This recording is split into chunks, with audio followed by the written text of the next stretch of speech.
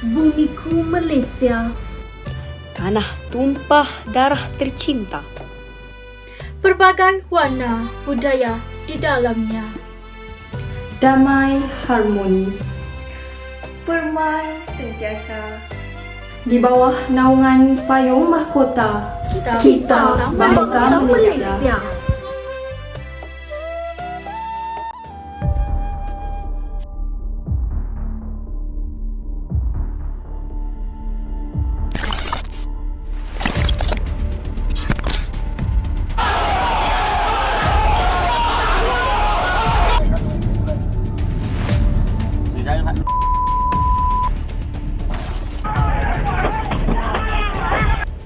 Hubungan antara kaum agama semakin parah di Malaysia berikutan dengan isu hiasan tanglung di sebuah sekolah diprotes sehingga 7 menteri terpaksa turun ke sekolah hanya untuk mempertahankan tanglung. Sekolah merupakan medium bagi memupuk semangat kepelbagaian budaya. Namun, mengapa Persekutuan Lembaga Pengurus Sekolah Cina Malaysia, Dongzong, masih berkeras menyerahkan memorandum penolakan pembelajaran tulisan Jawi di sekolah vernakular kepada Kementerian Pendidikan? politik yang sihat penting untuk masa depan negara. Namun mengapakah ada segelintir ahli politik yang sanggup menggunakan sentimen perkauman ketika pilihan raya? Kes pengasingan pelajar mengikut kaum dalam aktiviti kurikulum dan sukan di sebuah sekolah di Batu Pahat, Johor berpotensi merencatkan usaha penyatuan rakyat Malaysia. Amat mendukacitakan apabila sejak kebelakangan ini kenyataan berbau perkauman bagaikan semakin berbara, terutama sekali di media sosial. Persoalannya, mengapakah isu-isu seperti ini bangkit menghangatkan bumi indah Malaysia? Ikuti kami bagi mengupas punca tercetusnya isu perkauman yang berlaku di Malaysia serta memahami nilai perpaduan. Assalamualaikum warahmatullahi wabarakatuh. Salam sejahtera dan salam perpaduan. Kami daripada kumpulan 5 akan membuat pembentangan bagi subjek CTU 554 yang bertajuk Perlembagaan Penyelamat Krisis Berbilang Kaum di Malaysia. Tajuk ini bertemakan perlembagaan sebagai tapak integrasi. Sebelum memulakan pembentangan, izinkan saya memperkenalkan ahli kumpulan kami, iaitu Puteri Aina Asila binti Jamil, Nur Haida binti Saiman, Ain Naziha binti Muhammad Zakwan, Fatin Najiha binti Salim dan Nur Atasha binti Maksum. Berikut merupakan isi kandungan yang bakal dibentangkan di dalam video pembentangan ini. Baiklah, pembentangan kami akan dimulakan oleh Puteri Aina. Assalamualaikum, nama saya Puteri Aina Asilah binti Jamil. Saya akan memulakan pembentangan dengan pengenalan kepada tema tajuk kertas kerja kami, iaitu Perlembagaan sebagai Tapak Integrasi. Istilah perlembagaan berasal dari perkataan Latin iaitu constitutio yang bermaksud keadaan sesuatu atau pertempatan yang diasaskan. Ia dapat diterangkan sebagai pembentukan atau menyusun suatu negara. Manakala menurut Kamus Dewan edisi keempat, perlembagaan didefinisikan sebagai undang-undang atau peraturan negeri. Seterusnya, integrasi didefinisikan sebagai penggabungan dua atau beberapa kaum. Ia adalah satu proses di mana kelompok yang berbeza di dalam masyarakat disatukan oleh identiti bersama. Manakala tapak integrasi pula bererti ruang abstrak dan ruang nyata di mana pelbagai kelompok masyarakat yang berbeza etika dan tamadun berkumpul untuk mencapai kesepakatan secara damai. Oleh itu, perlembagaan sebagai tapak integrasi mewajibkan masyarakat menggunakan undang-undang yang sama sebagai rujukan untuk menyelesaikan sesuatu konflik secara aman dan harmoni. Sebagai contoh, di Malaysia, kita mempunyai Perlembagaan Persekutuan yang merupakan satu set undang-undang yang tertinggi di Malaysia yang menjadi panduan dalam mengatur negara. Seterusnya, saya akan membincangkan isu permasalahan. Malaysia adalah sebuah negara yang mempunyai masyarakat berbilang bangsa dan agama yang hidup dalam keadaan aman dan harmoni. Namun, kebelakangan ini, keharmonian dan kesejahteraan rakyat di Malaysia semakin tergugat di pelbagai isu yang timbul, terutama isu sensitif yang bersifat keagamaan dan perkauman. Kelaziman platform media sosial semasa pandemik coronavirus baru-baru ini meningkatkan insiden dan isu perkauman dibangkitkan, khususnya oleh golongan muda. Selain itu, tindakan segelintir ahli politik yang menjadikan perkauman sebagai modal politik juga menyumbang kepada keretakan hubungan antara kaum di negara ini. Ini menyebabkan ramai individu yang berani membincangkan isu-isu seperti kedudukan Raja-Raja Melayu, keistimewaan Melayu, agama Islam dan lain-lain. Oleh itu, isu ini perlu ditangani dengan segera kerana jika ia tidak ditangani dengan kadar berkesan, ia dikhawatiri boleh merosakkan perpaduan rakyat dan seterusnya menghancurkan Malaysia. Ianya selari dengan tajuk kertas kerja kami, iaitu Perlembagaan Penyelamat Krisis Berbilang Kaum di Malaysia. Di dalam kertas kerja kajian CTO 554 bertajuk Perlembagaan Penyelamat Krisis Berbilang Kaum di Malaysia ini adalah bertujuan untuk mencapai beberapa objektif. Antara objektif utama yang perlu dicapai adalah untuk menepati keperluan dan kewajipan khusus CTO 554 Etika dan Peradaban. Pada kali ini, saya serta rakan-rakan telah diberi tugas untuk melakukan kajian yang bertemakan perlembagaan sebagai tapak integrasi. Dan kami telah memilih untuk mengkaji isu perlembagaan penyelamat krisis berbilang kaum di Malaysia yang sedang hangat menjadi buah mulut masyarakat di segedap sudut. Objektif kajian yang kedua adalah untuk mengenal pasti faktor keruntuhan keharmonian perkauman di Malaysia yang semakin tenat. Pergolakan kaum yang terjadi pada rakyat Malaysia tidak kerana hanya berpunca daripada satu pihak tetapi terjadi daripada pengaruh pelbagai pihak. Selain itu, objektif kajian kertas kerja ini juga bertujuan untuk mengkaji kesan krisis perkauman di Malaysia.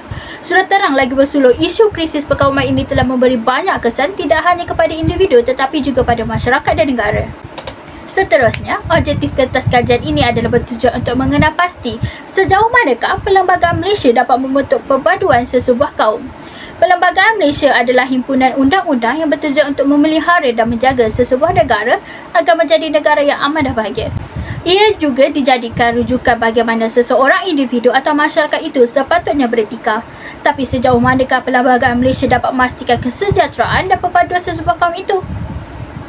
Akhir sekali, objektif kertas kajian ini adalah untuk mengenal pasti usaha untuk mengatasi masalah perkauman di Malaysia terhadap individu, masyarakat serta kerajaan. Isu yang besar dan serius seperti isu perkauman ini tidak boleh diselesaikan dengan hanya satu pihak saja yang berusaha menanganinya. Ia haruslah ditangani bersama-sama semua pihak. Dari sudut pandangan Islam dan Barat mengenai kefahaman perlembagaan, ianya berbeza kerana jika mengikut pandangan Islam, Islam mempunyai istilah yang dikenal dengan Al-Sultah Al-Tashri'iyah, kuasa perundangan, Al-Sultah Al-Tanfidiyah, kuasa pemerintahan dan Al-Sultah Al-Qada'iyah, kuasa kehakiman. Peranan tiga kuasa ini adalah berbeza. Pada pandangan Islam, konsep-konsep tersebut mestilah berlandaskan syarak dan ijtihad para ulama'. Ini bermaksud dalam perlembagaan perlu ada unsur-unsur keadilan dan kesaksamaan tidak mengira bangsa dan agama. Tambahan pula dalam surah Al-Isra ayat 70 ada menjelaskan bahawa Allah memuliakan anak cucu Nabi Adam tanpa mengira bangsa dan golongan, dan Allah juga melebihkan mereka daripada makhluk yang lain. Tambahan pula dalam surah Al-Hujurat ayat 13 Allah menerangkan bahawa tiada kelebihan di antara satu sama lain mengikut nilai kejadian mereka. Ini menunjukkan bahawa Islam masih menetapkan agar manusia diberikan layanan yang sama dari bentuk tanggungjawab, hak undang-undang dan balasan tanpa mengira dan membezakan agama, bangsa dan latar belakang seseorang itu. Manakala dari segi konsep Barat pula, ia berpunca dari tekanan rakyat yang ditindas, maka mereka memulakan revolusi dengan menentang pemerintahan yang zalim dan melampaui batas. Ini bermulalah konsep limited government, bermula di mana setiap pemerintahan mereka mestilah berlandaskan peruntukan undang-undang yang bukan memberikan kuasa kepada kerajaan semata, tetapi juga meletakkan had-had yang ditentukan oleh mereka. Dari inilah pengesahan kuasa atau separation of power bermula. Ia bertujuan untuk meletakkan tanggungjawab yang berbeza dan khusus pada 3 badan kerajaan. Selain itu, prinsip kedaulatan undang-undang juga perlu bersanadkan dari sumber yang sah. Setiap badan kerajaan perlu disokong oleh undang-undang jika sistem mereka mematuhi hak undang-undang yang telah dilaksanakan. Di dalam era globalisasi yang serba moden ini, kita dapat melihat terdapat pelbagai teknologi dan kemudahan telah diperkenalkan di serata dunia, lebih-lebih lagi kemudahan platform media sosial. Kini terdapat pelbagai jenis platform media sosial yang telah digunakan. Jika dahulu hanya terdapat blog-blog, tetapi kini media sosial seperti Facebook, Instagram, Twitter, WhatsApp telah digunakan secara meluas di setiap pelosok dunia. Menurut statistik yang diberikan oleh Kementerian Komunikasi dan Multimedia, sebanyak 86% atau lebih daripada 28 juta penduduk Malaysia telah menggunakan platform media sosial. Akan tetapi, kemudahan platform media sosial yang sepatutnya digunakan sebagai alat untuk berkomunikasi dan berhubung ini telah disalahgunakan sebagai tempat untuk menyebarkan kebencian dan menghina antara kaum.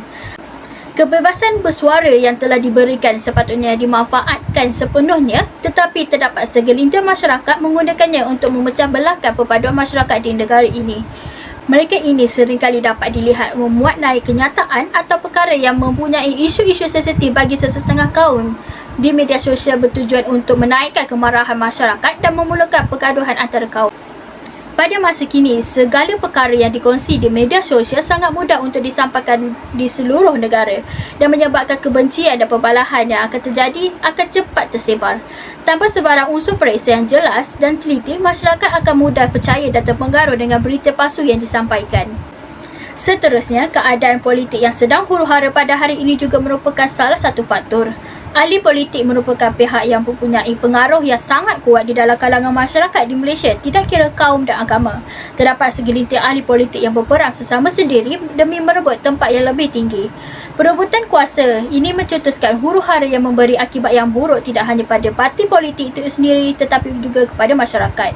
Selain itu, terdapat juga suara-suara ahli politik yang dengan sengaja memuat naik dan membuat paparan berkenaan isu perkauman di media sosial mereka yang menyebabkan berlakunya perbahasan dan perbalahan kaum di ruangan komen mereka. Segelintir ahli politik gemar bermain dengan isu sentimen keagamaan dan perkauman dan mengeluarkan pernyataan yang provokatif demi kepentingan mereka sendiri dalam memenangi hati masyarakat. Selain itu, faktor berlakunya keruntuhan keharmonian perkauman di Malaysia adalah kerana undang-undang yang tidak ketat. Undang-undang diciptakan sebagai panduan dan rujukan bagi setiap individu agar mempunyai sikap yang beretika dan terpuji. Keruntuhan keharmonian kaum akan berlaku jika kita tidak menghayati prinsip rukun negara yang keempat, iaitu mendaulatkan undang-undang. Kerajaan telah melaksanakan beberapa akta undang-undang berhubung perkauman untuk memelihara dan menjaga kesejahteraan antara kaum di Malaysia. Akan tetapi, akta dan undang-undang yang sedia ada dilihat tidak mempunyai tahap keberkesanan yang tinggi. Disebabkan undang-undang yang tidak ketat ini, terdapat segelintir pihak berasa tidak takut atau gentar dengan hukuman yang bakal mereka terima jika mereka didapati bersalah. Assalamualaikum. Seterusnya, saya Nur Atasha binti Maksum akan membentangkan kesan keruntuhan keharmonian kaum di Malaysia. Kesannya bukan sahaja terhadap individu, malah ia juga memberi kesan terhadap masyarakat serta negara. Pertama, kita lihat kesannya terhadap individu, iaitu sikap mementingkan diri sendiri. Sikap ini terjadi apabila mereka merasakan pendapat mereka benar dan mereka tidak dapat menerima pendapat orang lain, lebih-lebih lagi pendapat yang berlainan bangsa. Hal ini akan mengakibatkan pergaduhan kerana tidak mempunyai persefahaman di dalam sebuah masyarakat ataupun sebuah perbincangan. Sebagai contoh, dalam sebuah perbincangan, ahli kumpulan perlulah mempunyai rasa hormat menghormati setiap pendapat yang berlainan yang diutarakan oleh ahli kumpulan mereka. Jika terdapat salah satu individu yang mempunyai sikap mementingkan diri sendiri dan hanya merasakan pendapat mereka sahaja yang benar, ia akan menimbulkan dan mengakibatkan pergaduhan dan akhirnya tidak dapat mempunyai kesepakatan dalam membuat keputusan.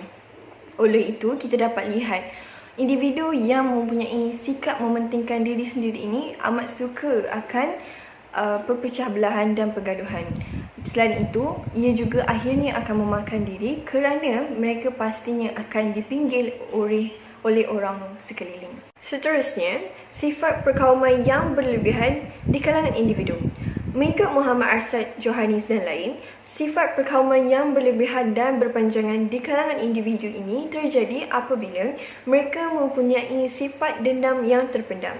Hal ini terjadi apabila orang tua ataupun keluarga mereka menceritakan sesuatu perkara atau sesuatu hal terhadap mereka dalam keadaan yang berat sebelah atau bias.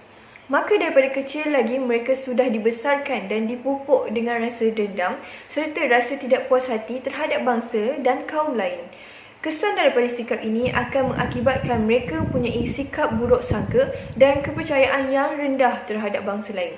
Sebagai contoh, bangsa Melayu yang majoritinya akan mempunyai rasa tidak puas hati serta buruk sangka apabila bangsa Cina bertutur dalam bahasa Mandarin di hadapan mereka. Namun perkara ini juga tidak dapat dinafikan kerana seperti isu yang tular, bangsa Cina tersebut berbual dalam bahasa Mandarin supaya pelanggan mereka yang berbangsa Melayu tidak tahu apa yang mereka bincangkan. Maka daripada sikap ini, kemajuan masyarakat pastinya akan terjejas kerana hidup di Malaysia yang seperti semua sedia maklum mempunyai pelbagai bangsa dan kaum. Itu amat bergantung dan memerlukan antara satu sama lain. Sebagai contoh, kaum Melayu yang mahir dalam pertanian, kaum Cina yang mahir dalam perniagaan serta kaum India yang mahir dalam perladangan. Maka mereka memerlukan antara satu sama lain untuk mendapat kepentingan kemajuan masing-masing. Selain itu, sikap individu yang negatif melahirkan masyarakat yang berpecah belah. Hal ini terjadi apabila individu di dalam masyarakat tersebut mempunyai nilai serta akhlak yang rendah dan akhirnya melahirkan masyarakat yang berpecah belah. Mengikut Yaakob, beliau berkata punca perpecah belahan dan kebencian antara kaum itu kerana sikap dan akhlak individu tersebut yang akhirnya melahirkan masyarakat yang sedemikian. Kesan daripada sikap ini akan menjadikan masyarakat itu kucar-kacir serta mempunyai rasa kebencian yang menebal yang boleh menyebabkan permusuhan antara kaum. Kemakmuran masyarakat juga terjejas dan boleh membantutkan pertumbuhan serta kemajuan negara. Sebagai contoh, kita melihat isu yang hangat sebelum ini di mana seorang anggota bomba berbangsa Melayu telah kehilangan nyawa di dalam sebuah rusuhan oleh kaum India. Hal ini terjadi apabila beliau dalam usaha untuk memadamkan api di sebuah kuil. Seperti yang kita tahu, isu yang membabitkan agama dan bangsa amatlah sensitif. Oleh itu, bagi sudut kaum India, mereka tidak mahu tempat suci ibadah mereka dicerobohi kerana itu adalah tempat pemujaan Tuhan mereka. Akan tetapi, bagi seorang anggota bomba, itu sudah menjadi tanggungjawab mereka untuk memadamkan api dan menyelamatkan keadaan daripada api terus merebak yang boleh mengancam nyawa orang lain. Isu ini telah memberi impak yang mendalam terhadap bangsa Melayu dan India serta impak yang jelas terhadap negara. Oleh itu, masyarakat perlulah sentiasa mempunyai sikap timbang rasa, hormat menghormati dan tidak bertindak secara agresif serta melulu tanpa usul periksa. Seterusnya, kesan terhadap negara iaitu merugikan negara serta menjejaskan kestabilan negara. Jika masyarakat di dalam sebuah negara itu sering berpecah belah, maka ia boleh meruntuhkan kestabilan dan keamanan negara. Hal ini kerana masyarakat mempunyai sikap benci-membenci, dendam dan lain-lain. Jika perkara ini berlaku, bagaimana sesebuah polisi atau program yang dijalankan oleh kerajaan untuk memajukan negara dapat dicapai? Sudah pasti sukar kerana tidak mempunyai kesepakatan dan sokongan antara kaum dan masyarakat. Kita dapat lihat sejarah yang lampau bagaimana sebuah empayar yang gah dan maju sebelum ini oleh Melayu Melaka telah runtuh akibat sikap menterinya yang tidak mempunyai persefahaman, mementingkan kekayaan sendiri hingga menjadi tamak dan lain-lain. Kita sepatutnya mengambil iktibar daripada kisah ini. Di samping itu, tidak dilupakan peristiwa hitam buat negara iaitu 13 Mei 1969 yang telah banyak mengorbankan nyawa dan hampir menghancurkan negara Malaysia itu sendiri. Perkara ini terjadi kerana adanya sikap iri hati dan tidak berpuas hati antara kaum dalam pengagihan ekonomi. Daripada sikap ini, ia telah pun mengganggu ketenteraman awam di Malaysia serta melambatkan proses pembangunan ekonomi dan sosial. Perkara ini juga telah membuka ruang terhadap musuh-musuh negara untuk menjatuhkan dan memusnahkan negara kita. Kestabilan ekonomi akan terjejas jika sikap perpaduan tidak dipupuk. Oleh itu, semua pihak perlu berganding bahu dalam usaha memajukan masyarakat dan negara demi kepentingan bersama. Akhir sekali, kita dapat lihat bagaimana sebelum ini sikap individu yang negatif boleh menjejaskan kehamilan masyarakat dan sikap masyarakat yang berpecah belah turut menjejaskan kestabilan negara. Individu, masyarakat dan negara amatlah berkait rapat. Seterusnya, saya akan serahkan kepada Nur Haida untuk pembentangan yang selanjutnya. Terima kasih Tasha. Assalamualaikum, nama saya Haida. Baiklah, dengan tema yang diberi perlembagaan sebagai tapak integrasi, sekarang akan saya kupaskan bagaimanakah perlembagaan persekutuan sebagai undang-undang yang tertinggi menjadi alat untuk menyatukan semua bangsa di Malaysia. Hadirin dan hadirat sekalian, salah satu ciri-ciri negara yang berdaulat adalah mempunyai sistem perundangan. Perlembagaan Persekutuan Malaysia merupakan asas kepada peraturan negara. Perlembagaan boleh dijadikan sebagai medium penyatuan bangsa kerana ia syarat dengan 183 perkara yang menjadi rujukan bagi segala perundangan, peraturan dan keputusan kehakiman di Malaysia. Jadi, di dalam perlembagaan negara sudah terkandung hak-hak asasi semua masyarakat serta garis panduan untuk memelihara kesejahteraan semua masyarakat tanpa mengira bangsa dan agama. Selain itu, perlembagaan negara penting bagi mewujudkan satu pemerintahan yang adil.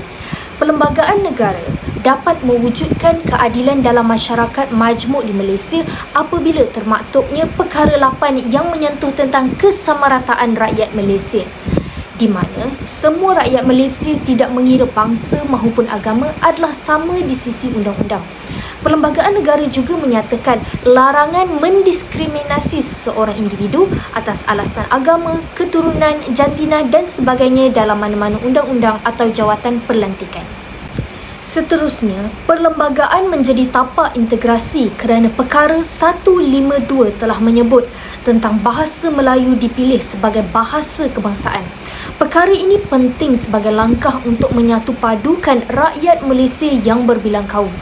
Umum mengetahui bahasa amat penting untuk menghubungkan masyarakat. Ia merupakan medium untuk berkomunikasi atau menyampaikan maklumat.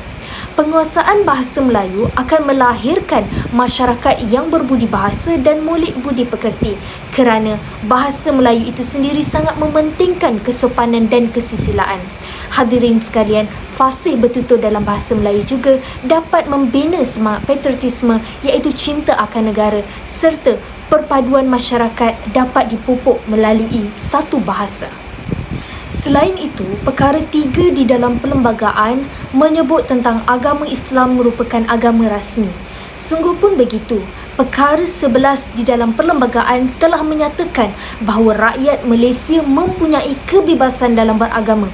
Ini bermaksud agama selain daripada agama Islam boleh dianuti di negara ini serta mereka mempunyai kebebasan dan kuasa untuk menguruskan hal agama mereka. Perkara ini telah dibuktikan apabila terdapat banyak rumah ibadat dibina di negara kita seperti kuil dan gereja bagi penganut agama Kristian dan Hindu untuk melakukan upacara keagamaan mereka.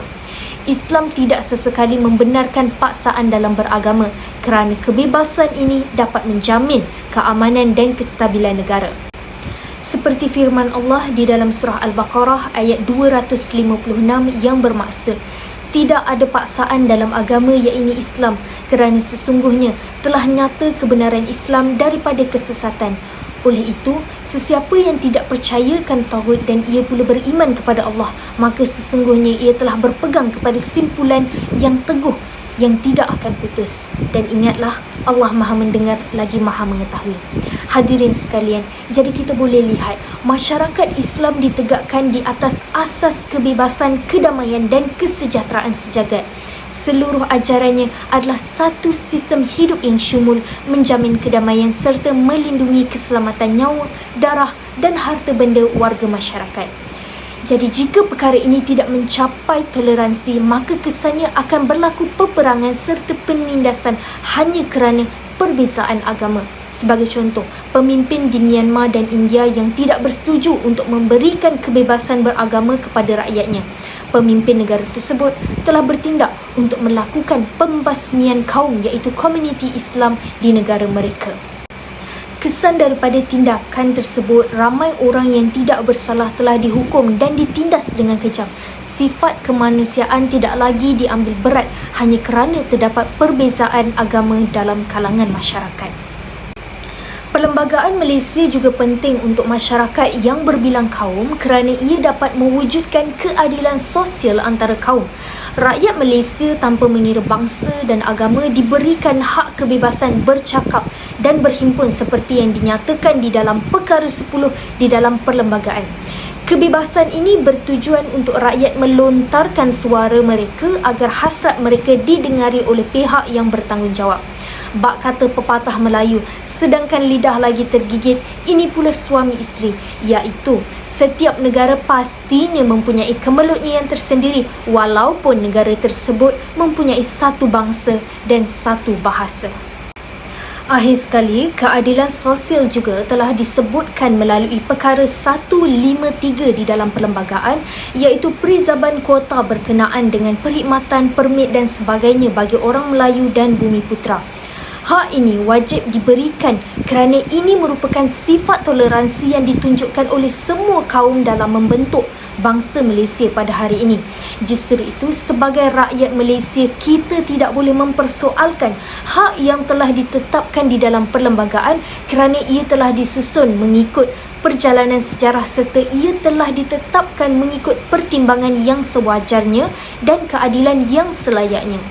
Sungguh pun di dalam perlembagaan terdapat hak kedudukan istimewa orang Melayu dan Bumi Putera, namun kaum bukan Melayu tetap diberikan kebebasan serta tiada sekatan dalam berekonomi. Buktinya, jika kita lihat pada hari ini, walaupun orang Melayu dan Bumi Putera mempunyai kedudukan yang istimewa, namun sektor perniagaan dan ekonomi pada masa kini diterajai oleh orang bukan Melayu. Usaha membendung krisis perkauman di Malaysia dibahagikan kepada 3, iaitu individu, masyarakat dan kerajaan. Pertama sekali ialah usaha individu. Antara usaha yang boleh dilakukan oleh individu adalah memupuk semangat patriotisme dan perpaduan kaum dalam diri. Kurangnya rasa cinta individu kepada negara menyebabkan jurang perbezaan antara kaum dan agama terasa semakin jauh. Oleh itu, ibu bapa perlu mengambil peranan dalam mendidik dan menyematkan semangat patriotisme dalam diri anak-anak mereka sejak dari kecil. Selain itu, usaha yang boleh dilakukan oleh individu adalah dengan memahami dan menghayati perlembagaan persekutuan. Perkara ini perlu difahami setiap individu, khususnya generasi muda, supaya sentiasa berlapang dada dalam sesuatu isu dalam perlembagaan. Dengan adanya kefahaman dan penghayatan mengenai perlembagaan persekutuan, sebarang pertikaian dalam pelbagai etnik di Malaysia dapat dielakkan. Akhir sekali, perlembagaan persekutuan perlu menjadi asas rujukan bagi setiap rakyat, bukannya media sosial, kerana ia adalah sumber rujukan terpenting dan tertinggi bagi segala hal berkaitan sistem pemerintahan, perundangan, kedudukan dan hak sosioekonomi rakyat. Seterusnya, dalam usaha membendung krisis perkauman di Malaysia, masyarakat mesti berhati-hati dan mengelakkan dari membincangkan isu sensitif seperti kaum, agama dan etnik. Ini kerana isu perkauman yang dibangkitkan akan merosakkan hubungan masyarakat Malaysia serta menyebabkan berlakunya pergaduhan.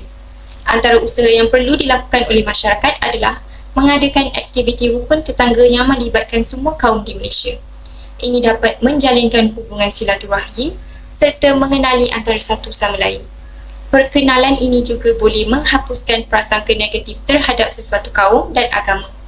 Aktiviti kemasyarakatan dapat menjadi wadah yang terbaik bagi memupuk semangat perpaduan rakyat seiring dengan hasrat negara untuk mewujudkan masyarakat yang bersatu padu dan membentuk integrasi nasional yang berteraskan perlembagaan persekutuan. Kerajaan merupakan watak yang paling penting dalam memastikan kesejahteraan rakyat dan mengatasi masalah perkauman yang terjadi di Malaysia. Antara usaha yang dapat dilakukan oleh kerajaan ialah dengan memperkenalkan Dasar Perpaduan Negara. Dasar Perpaduan Negara merupakan satu dokumen strategi kerajaan dalam masa jangka panjang untuk menetapkan hala tuju perpaduan di Malaysia dalam memastikan negara sentiasa aman dan sejahtera. Dasar Perpaduan Negara yang berkonsep perpaduan dalam kepelbagaian ini telah diperkenalkan oleh bekas Perdana Menteri Tan Sri Datuk Haji Muhyiddin Yassin pada tahun 2021.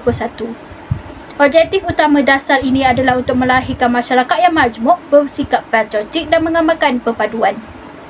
Strategi yang terdapat di dalam Dasar Perpaduan Negara ini telah disokong dan diselaraskan dengan Rangka Tindakan Blueprint Perpaduan Negara 2021-2030 yang mempunyai visi perpaduan nasional dan aspirasi yang ingin dicapai dalam tempoh 10 tahun yang akan datang. Selain itu, usaha yang dapat dilakukan oleh kerajaan adalah dengan memperkasakan penggunaan bahasa Melayu. Penguasaan bahasa Melayu perlulah ditekan kepada semua rakyat, tidak kira bangsa dan agama. Ia juga perlulah dilakukan di semua peringkat dengan dimulakan dari sekolah rendah hingga ke peringkat institusi pengajian tinggi.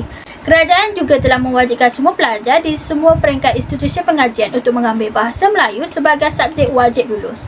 Usaha ini dapat mengukuhkan lagi hubungan dan mengalahkan pencampuran etnik dan kaum yang berbilang bangsa yang seterusnya akan mendorong kepada perpaduan dan menjadikan Malaysia sebagai sebuah negara yang makmur dan aman. Seterusnya, usaha yang dapat dilakukan oleh kerajaan adalah dengan memberi insentif yang adil kepada setiap kaum tidak kira sama ada Melayu, Cina maupun India.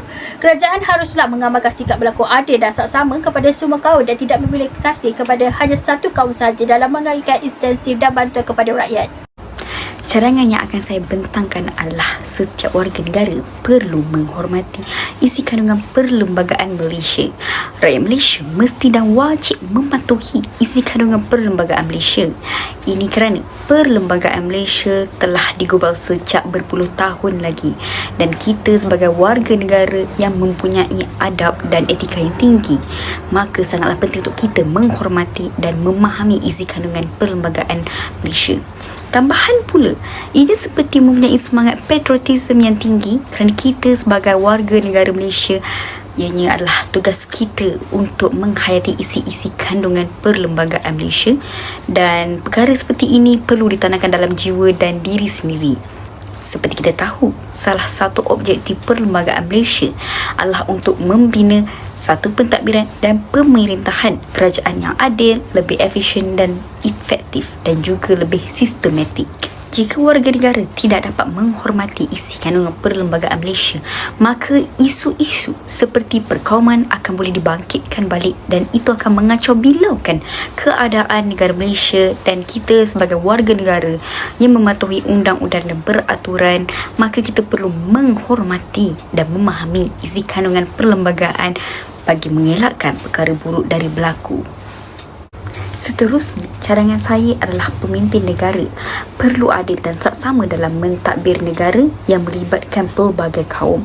Ini bermaksud sebagai seorang pemimpin, terutamanya dalam mentadbir negara yang berbilang kaum serta Malaysia, mereka perlu bersikap adil di antara satu sama lain tanpa mengira agama dan bangsa dan juga kaum.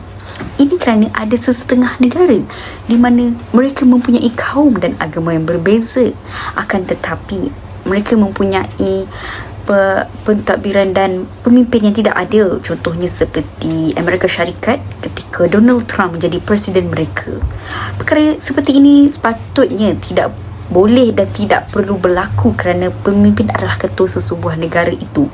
Untuk memastikan keadaan negara mereka berada di dalam keadaan yang tenang, aman, damai dan tiada rusuhan berlaku, maka mereka perlulah menjadi contoh yang baik supaya rakyat dapat menghormati dan mengambil iktibar. Apabila seseorang pemimpin bersikap tidak adil, maka perkara seperti rusuhan, perkauman, kaum menjadi pecah belah dan sering berlaku pertelingkahan di antara kaum yang berbeza akan menjadi seperti norma yang kini berlaku di Amerika Syarikat, juga kerana isu perkauman mereka sangatlah tinggi kerana kerusuhan sering berlaku atas sebab itu.